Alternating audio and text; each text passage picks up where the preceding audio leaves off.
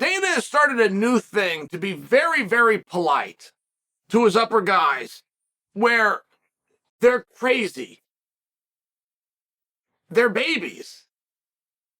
They're entitled, and they're difficult to work with. But instead of saying any of those things, you can say, oh, they're artists.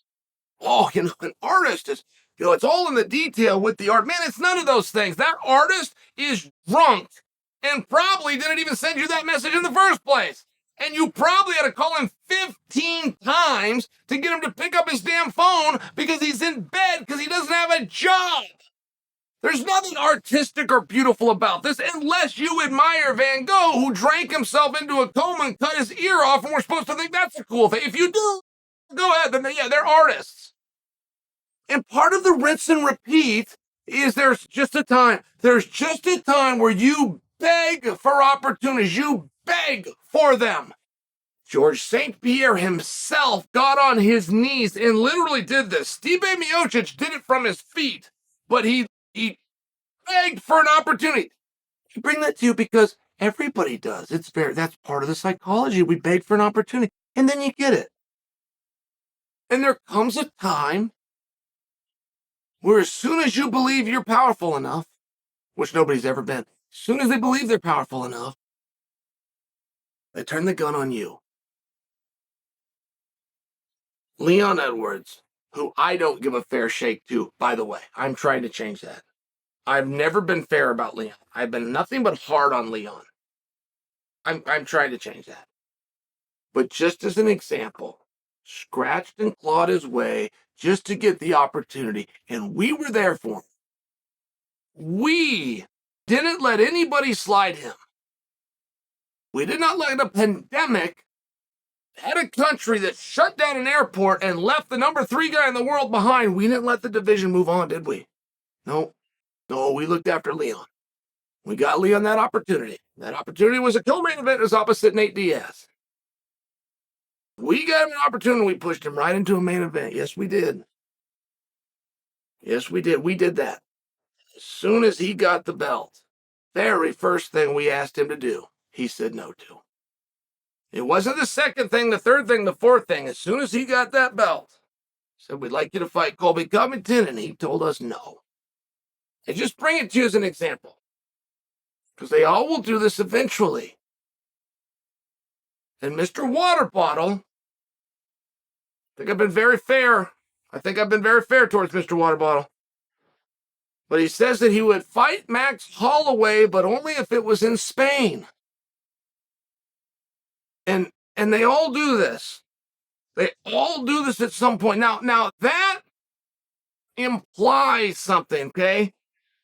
And you can't make it to the top if you don't believe it. And a book on confidence that some prick writes to sell for $9.99 on Amazon is not what I'm talking about. Somewhere within you, you have to have a misguided opinion of yourself. You do not just need a healthy ego. It would verge and border on insanity, the way you would think about yourself. And there's an implication here. Topuria is saying, I will do it, and I'm good enough to do it, and I'll do it against Max, and I'll do it in a main event if you do it in Spain, because I control Spain. You go book any old bull riding arena over there, I'll fill the damn thing up. I am the Spaniard fighter of MMA. That's precisely what he's saying. I mean, if we took Ilia Topuria and we took Max Holloway and we took him to Spain, we better book about a 3,800 seat venue. And we better be ready to give a lot of tickets away to the local DJs. But in Ilia Topuria's mind, you could go pick a bullfighting arena and he'll sell it out. That's in his mind. There's none of that that's true. The biggest thing that Ilia Topuria has had this week is me. For sure. Not even a maybe. You can go do a Google search, and you can pull up people that talked about him. You can look at my numbers, you can look at everybody else. The number one thing that he has is me. They're not asking to see him in Spain. They're not begging for Ilia Topuria. They don't know who he is. They don't want to put him in main events and all the local TV shows have him on and tell his story. None of those things are true, but he thinks they are. He thinks they're true, and he will fight Max Holloway, but only if it's in Spain.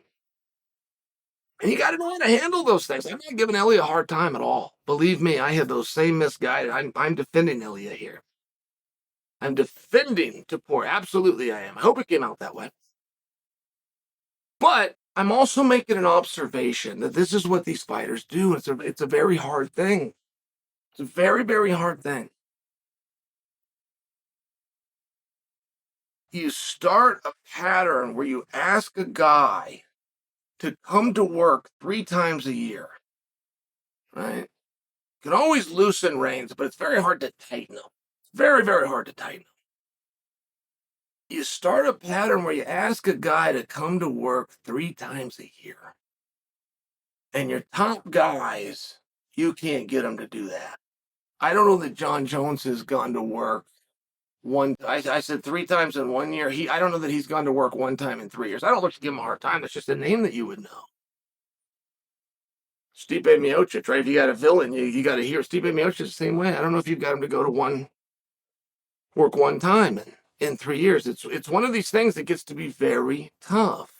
And who you get behind and who you back and who you support, it's very tough when it's not scripted. Kevin Nash told a story. Kevin Nash, I love following the Kevin Nash story. Just Kevin Nash in general, how he broke into a business, where he made it. Kevin Nash was a big guy and he was cool. That doesn't happen a lot. Big guys are usually awkward.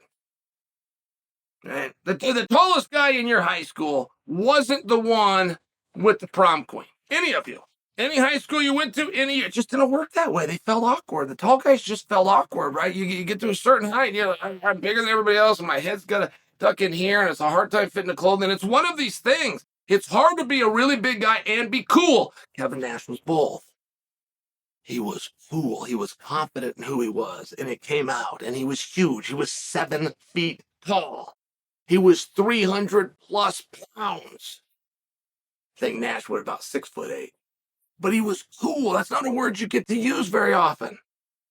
So Vince is going to put the belt around him. But Vince doesn't just put the belt around. Nash doesn't just get to the arena. The booker comes in the back and tells him how the match is going to go, which involves him getting a 1, 2, 3 and holding the strap over his head. Vince brings him out to the house. He sits him out by the pool. He says, you've been doing a good job. You need more of this. Here's where you're getting over with the audience. I think you need a push. I'm going to give it to you. I'm going to put the belt around you. But make no mistake, Kevin Nash didn't leave the pool area in Connecticut that day, the champion of the world. That was an interview. It was an interview. If I do all these things that I just told you I'm going to do, what is your temperature? Are you going to do what so many guys have done and try to turn it back on me? You're going to do what Goldberg did and come in and demand raises? You're going to do what both Bagwell did and start getting drunk and not making flights? Or are you going to do what? Right. You do what Ultimate Warrior did. You're going to try to trademark this and take my ideas from me. It's one of those things you got to feel them out. You can't really do that in MMA. We don't script it. It's very hard. Vince McMahon had an opportunity to buy the UFC. This right before the Fox deal. The Fox deal ends up doing a rights buy with the UFC, but the organization as a whole allegedly was for sold, and Vince McMahon was a suitor for $1 billion. Vince was going to buy it and shut it down. His son Shane loved it. Shane said, no, Dad, let me run it. Don't shut that down. They got something great going on over there. Vince said you can't have a star if you can't control the outcome. Now, that's not true. But that was his belief, and he's made a lot of stars. And that's not true, right? The Yankees and things like this. You've got fixed sports out there. You got, I just saw a tennis match. It was completely fake. NASCAR and Indy 500, it's totally fake. But you don't have to control the outcome. The Yankees are still going to get over just by example, but it's a helpful thing. And understanding that psychology, understanding what's going to happen. Understand when I give this guy a push and I give him a chance, and if he gets the belt around his waist, what's he going to do? Where can I take him, and when can I take him? Started a policy where guys are shown up for work 3 times in a year. And anyone that's at any level of financial success, I can't get to show up 1 time in 3 years.